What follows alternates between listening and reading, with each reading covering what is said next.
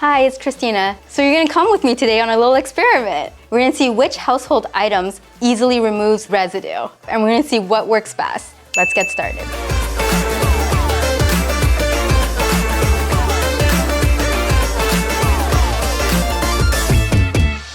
So you're about to clean the adhesive residue off your hair system base, but you don't have any adhesive remover or rubbing alcohol. What now? Do you rush to the store? Do you order online?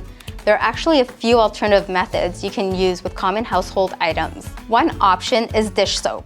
If you want a simple method with the least amount of supplies or work, this might be the one. Just apply and rub dish soap onto the affected area. For optimal results, it's recommended to leave the dish soap on the affected area for an hour or two. After that, rinse your system with lukewarm water, and then you'll flip the system over and you will condition the hair. Another method is oil, such as baby oil, olive oil, or in our case, almond oil.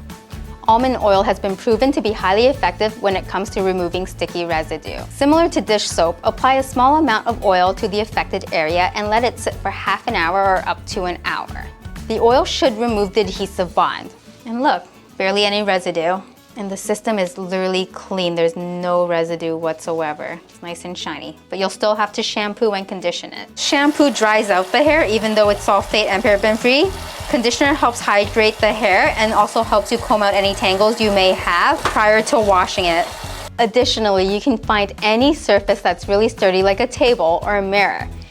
Apply plastic wrap over your chosen surface, then slide the hair system base down from the top of the surface to the bottom in one motion, not back and forth. Repeat this process from a different angle on a clean piece of wrap so none of the glue goes back on your base.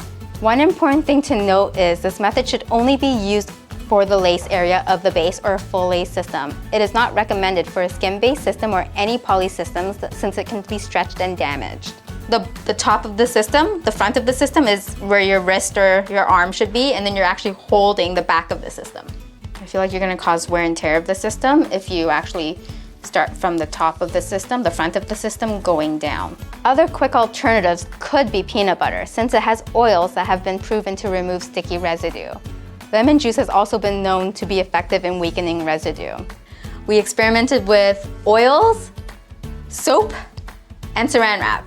Using oil actually helps remove literally 100% of the residue. There's no residue left on the system and it's literally soft to the touch. There's no sticky residue around the perimeter.